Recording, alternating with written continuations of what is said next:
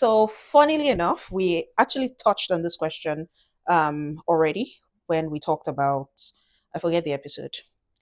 Anywho, dealing with people who the organization's culture is to go by first name basis, but somehow you know that they're revolting against it. And, like you correctly said, it's adding negativity to your work relationship.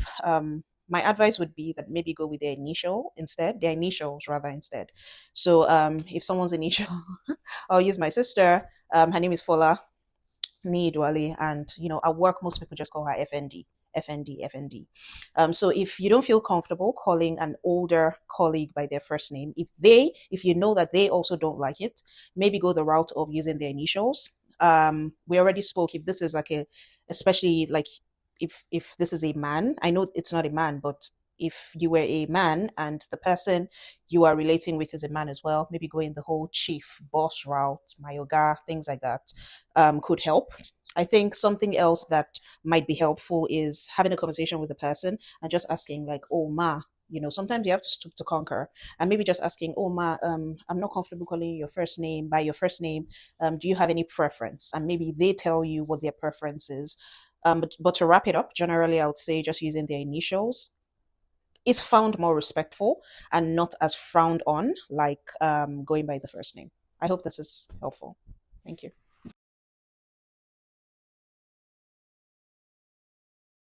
Is there a possibility where, because you have led this team in acting capacity for, say, you said for like about a month before this other person came from another department, is there a way that you can have a conversation with that with a superior, someone more superior, maybe who oversees your role beyond yourself and the acting team lead, and have a conversation to say that you led this team for 1 month and you would like the opportunity to, particularly if you, when you led the team, did you do some outstanding things? Did things go really well and everything runs smoothly? If that was, if that happened, I would advise that you could, if you go with like some evidences that show that you actually led the team successfully, and have a conversation with your boss, to say you did this for a month and you like the opportunity to continue, and you can just have a conversation. Say, can they give you maybe a few months, maybe put you like on a probation and just observe you as you lead the team for another 3 months, and you can express the fact that you, while the yes, you appreciate that they have the acting team lead in charge, but you realize that because it's not the person's core experience or core responsibilities, you are noticing some gaps, and it's going to impact the overall team's work and operations. So I think coming from that angle, not come from a way of, well, you don't like the team lead,